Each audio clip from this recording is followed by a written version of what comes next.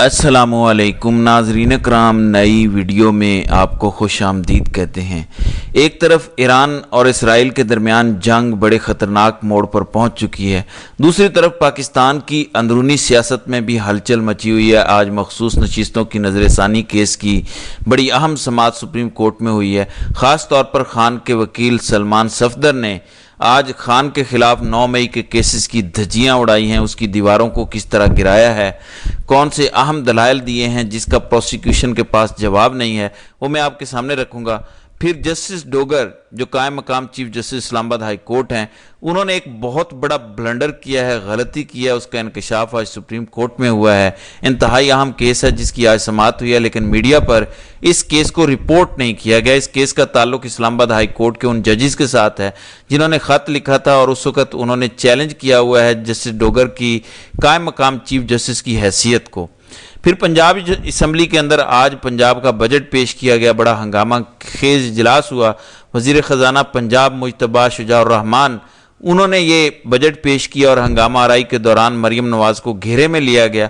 ये सारी क्या सूरत हाल है, इस पर भी बात करते हैं। नाज़रीन कराम, पंजाब में आपको इल्म है जिस अंदाज में मरीम नवाज़ को हुकूमत दी गई, पीटीआई की जिस तरह वफाक के अंदर नशिस्तें कम की गई, उसी तरह पंजाब के अंदर भी नशिस्तें कम की गई। और फिर मरीम नवाज़ में ख़ास तौर पर जो टिकटॉकरों वाला एलिमेंट है उस पर बड़ी तनकीद होती है। जो बजट पेश किया गया उसके अंदर सेहत, तालीम, लैपटॉप, इसी तरह से बाकी बहुत कुछ तफसीलात रखी गई हैं। महकमा एजुकेशन के गैर तरक्याती अखराजात के लिए भी 661 अरब रुपए मुख्तस किए गए हैं। स्कॉलरशिप के लिए 15 अरब, 4.5 अरब रुपए तलबा को वज़ाइफ दिए जाएंगे। लैपटॉप स्कीम के तहत यूनिवर्सिटीज़ और कॉलेजेस को 27 अरब और 10 अरब की लागत से 1,12,000 तलबा को लैपटॉप दिए जाएंगे। स्कूलों में सहूलियात के लिए 5 अरब रुपए, पेफ के लिए 35 अरब रुपए, इसी तरह तरक्याती मद में सेहत के शोबे के लिए 181 अरब रुपया मुख्तस किया गया। आपको इल्म है हॉस्पिटल्स की ताज़ीन और आयश होती है या कोई बिल्डिंग बनानी होती है, इस वक्त जो रूरल मरीम नवाज़ हेल्थ सेंटर उसका नाम रखा गया। ये बड़ा मामला है जिस पर तनकीद होती है और होनी भी चाहिए। शरीफ ख़ानदान का ये बड़ा वतीरा रहा है कि वो पूरे पंजाब को अपनी ज़ाती जागीर समझते हैं। यानी कहीं पे अगर मेडिकल कॉलेज है, कोई कैंसर हॉस्पिटल है, कोई दूसरा तरक्याती काम है तो उसका नाम नवाज शरीफ रखना है, मरीम नवाज़ रखना है। अगर तो शरीफ ख़ानदान ने ज़ाती अपनी लंदन की प्रॉपर्टीज़ बेची होती और पाकिस्तान के अंदर फी सबीलिल्लाह मदद करते तो बेशक आप अपना नाम की तख्ती लगवा लेते। लेकिन एक वज़ीर आला, चलें जैसे भी वज़ीर आला बन गई समझ आती हैं, लेकिन कचरे के ढेर पर भी मरीम नवाज़ की तस्वीर लगी हुई है। फिर नवाज शरीफ मेडिकल डिस्ट्रिक्ट के क़याम और लैंड एक्विजिशन के लिए 109 अरब रुपए का तखमीना लगाया है। मरीम नवाज़ हेल्थ क्लिनिक प्रोग्राम के लिए 9 अरब, मरीम नवाज़ कम्युनिटी हेल्थ प्रोग्राम के लिए 12.6 अरब रुपए। अब ये वो चीज़ है कि इस पर अपोजिशन ने आज भरपूर हंगामा आराई की। एक तो वो कहते हैं कि इनका मैंडेट नाजायज़ है, दूसरा आपको इल्म है कल वाइट पेपर शाया किया गया कि जब से ये हुकूमत आई है किस तरह महंगाई में इजाफा हुआ, बेरोज़गारी में इजाफा हुआ, किसान तबाह हाल हैं, मज़दूर तबाह हाल हैं।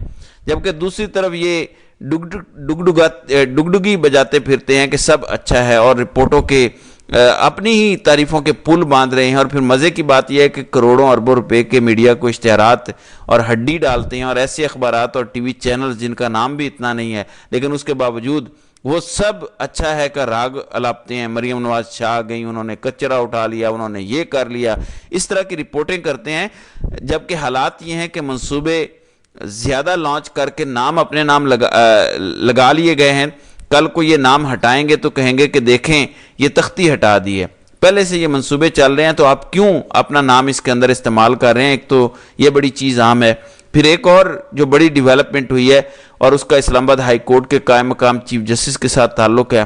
पहले मैं आपको बता दूं कि जो इमरान खान के 9 मई के केसेस के अंदर आपको इल्म है जब 9 मई के वाक़यात रूनुमा हुए तो इमरान खान को गिरफ्तार किया गया। उसके बाद ये वाक़यात हुए, उनको तो हिरासत में रखा गया, गिरफ्तारी हुई, फिर सुप्रीम कोर्ट ने वो गिरफ्तारी गैर कानूनी करार दी। तो जो वाक़यात रूनुमा हुए वो इस दौरान हुए। प्रोसिक्यूशन का ये मौक़िफ़ था कि ये प्री प्लान्ड था और पहले से प्लानिंग की हुई थी और उस प्लानिंग के अंदर इजलास हुए, उसमें कोई पुलिस वाले भेस बदल के गए और इमरान खान और बाकियों ने ये मशावरत की। اب یہ ایک ہی پیٹرن کی ایف آئی آرز ہیں، مختلف ضلعوں کے اندر مختلف مقدمات بنائے گئے ہیں، کہیں پہ کوئی.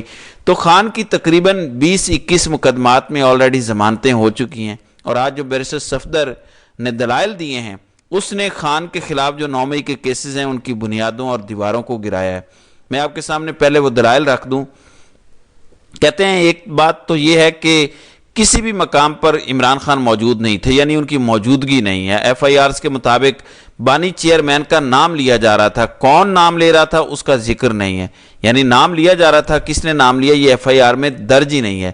پھر دیکھیں جب فوجداری مقدمہ ہوتا ہے اس کے اندر سب سے اہم انگریڈینٹس یہی ہوتے ہیں نا، یہی نکات اٹھائے جاتے ہیں جس کی بنیاد پر کہ یہ ایف آئی آر کتنی تاخیر سے درج ہوئی، اگر تاخیر سے درج کرنے کی کچھ جینون وجوہات بتائی جاتی ہیں، پھر اس موقع پہ کون موجود تھا، گواہ کون تھا، مشاورت کے ثبوت کیا ہیں. جب خاص طور پر مشاورت کے اندر معاملہ چلتا ہے سیکشن 109 کے تحت تو اس کو زیادہ دیکھنا پڑتا ہے. اب انہوں نے کہا کہ بانی پی ٹی آئی کا نام لیا جا رہا تھا، کون نام لے رہا تھا اس کا ذکر نہیں ہے. بانی پی ٹی آئی 2 سال سے زائد جیل میں ہیں. اصول طے ہو چکے ہیں کہ ایک کیس میں گرفتار ملزم تمام کیسز میں گرفتار متصور ہوگا. پرویز مشرف کیس اس کی واضح مثال ہے. تو جب پہلے وہ گرفتار تھے تو گرفتاری ڈالی نہیں گئی، جب ضمانتیں ہونا شروع ہوئیں اور سب میں ضمانتیں ہو گئیں تو اس وقت ان کیسز میں گرفتاری ڈالی ہے. تو یہ ایک قانونی سکم انہوں نے بیان کیا. اسی نوعیت کے 21 کیسز میں انہوں نے بتایا کہ بانی پی ٹی آئی کی ضمانتیں منظور ہو چکی ہیں، تمام عدالتی فیصلے درخواست کے ساتھ میں نے لگا دیے ہیں. ان تمام 8 کیسز کے اندر یہ 8 اصل میں کیسز ہیں جن کے اندر یہ ضمانتیں خارج ہوئی تھیں. ان تمام 8 کیسز میں مدعی پولیس ہے. تمام ایف آئی آرز میں سازش کی نوعیت اور تفصیل کا ذکر نہیں ہے. نیب نے 9 مئی کو گرفتار کیا اور سپریم کورٹ نے 11 مئی کو رہا کرنے کا حکم دیا. سپریم کورٹ نے گرفتاری کو غیر قانونی قرار دیا. ان دنوں کے دوران خان کا سازش کرنا ثابت نہیں ہے، یعنی وہ تو تھے ہی گرفتار، تو کس طرح سے انہوں نے یہ سارا کر لیا. پھر پروسیکیوشن 9 مئی سے پہلے کے بیانات کو بنیاد بناتی ہے. ان کیسز میں 14 ماہ بعد گرفتاری ڈالی گئی. 2 سال میں تفتیش اور ٹیسٹ کیوں نہیں کرائے گئے یہ بھی جسٹیفائیڈ نہیں ہے. تو اس طرح کے تقریباً 10 ایسے واضح پوائنٹس ہیں جو بڑے پوائنٹس ہیں. ویسے تو ان کی تعداد تقریباً 30 سے زائد ہے جو نکات اٹھائے ہیں بیرسٹر صفدر نے، کہ باقی جو ایف آئی آرز اسی نوعیت کی تھیں اس میں ضمانتیں بھی ہو گئیں. پھر ان کیسز کے اندر پولیس خود مدعی بنی ہے جبکہ کوئی ایویڈنس پراپر نہیں ہے. تو اس کیسز کے اندر بھی جو رول آف کنٹینسٹی ہے، یعنی رول آف کنٹینسٹی یہ ہے کہ کوئی بھی شریک بندہ جو ملزم ہے وہ کسی معاملے کے اندر اس کی ضمانت ہو جائے تو دوسرے کی بھی ہو جائے گی. لیکن یہاں پہ یہ ہے کہ دوسرے کیسز جو سیم نوعیت ہے کہ ہیں ان کے اندر ضمانت ہو گئی ہے تو یہاں پر بھی سیم نوعیت اپلائی ہوگی اور ضمانت یہاں پہ ہونی چاہیے. اب یہ جو دلائل دیے گئے ہیں فوجداری نقطہ نظر سے ان دلائل کی بہت اہمیت ہے. اس تناظر کے اندر اگر ہم دیکھیں تو ایک اور بڑا اہم نقطہ ہے اور اس کا تعلق موجودہ قائم مقام چیف جسٹس اسلام آباد ہائی کورٹ کے ساتھ ہے. 15ویں نمبر سے لاہور ہائی کورٹ سے اٹھا کے انہیں سینئر بنایا گیا اور یہ نقطہ اسلام آباد ہائی کورٹ کے اندر ڈسکس ہو رہا ہے اور باقی جو ججز اس کے اندر فریق ہیں. اب ہوا یہ ہے کہ اسلام آباد ہائی کورٹ کے اندر جو ججز ٹرانسفر کے خلاف درخواستیں ہیں اس کی سماعت کے دوران آج جسٹس محسن اختر کیانی اور دیگر متاثرہ ججز کے وکیل بیرسٹر صلاح الدین نے ایک بڑا انکشاف کیا اور یہ انکشاف بنیادی طور پر ان کی غلطی کو قرار دیا ہے قائم مقام چیف جسٹس ڈوگر کی. انہوں نے بتایا کہ اسلام آباد ہائی کورٹ نے ابھی 2025 میں رولز بنائے ہیں. رولز ہائی کورٹ نے بنانا ہوتے ہیں اور ہائی کورٹ میں چیف جسٹس اور تمام ججز شامل ہوتے ہیں، مگر نئے رولز کا تو 5 درخواست گزار ججز کو علم تک نہیں ہے. یعنی ہائی کورٹ رولز بناتی ہے، ہائی کورٹ کا مطلب ہے تمام ہائی کورٹ کے ججز، صرف سلیکٹڈ ججز نہیں. تو وہ کہتے ہیں کہ رولز بنا دیے گئے ہیں، امینڈمنٹس ہو گئی ہیں، لیکن یہ جو 5 ججز درخواست گزار سپریم کورٹ کے سامنے کھڑے ہیں سی ڈی آئی ٹی کو چیلنج کر رہے ہیں ان کو پتہ ہی نہیں ہے. تو آئینی بینچ کے سربراہ جسٹس محمد علی مظہر نے آبزرویشن دی کہ 5 ججز کو پتہ ہی نہیں تو پھر رولز بنے ہی نہیں ہیں. رولز آف فل کورٹ منظور کرتی ہے. بیرسٹر صلاح الدین نے کہا کہ ان رولز کا تو گزٹ نوٹیفیکیشن بھی جاری ہو چکا، تو یہ معاملہ بھی میلافائڈ انٹینشن بظاہر شو کر رہا ہے اور ایک سے بڑھ کر ایک بلنڈر والا سلسلہ چلا ہوا ہے. کوئی رول، کوئی ریگولیشن، کوئی قانون آئین بظاہر اس وقت امپلیمنٹ ہوتا نظر نہیں آ رہا. ایک تو یہ ہے P T I versus establishment, دوسرا اس وقت کی جو حکومت بنی ہوئی ہے وہ اور پی ٹی آئی.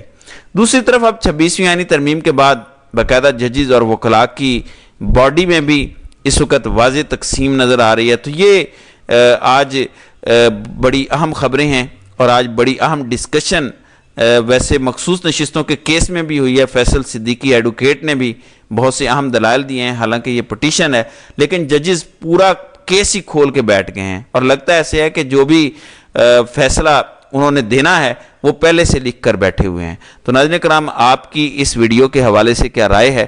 آپ اپنی رائے کا اظہار کامنٹ سیکشن میں ضرور کیجیے گا.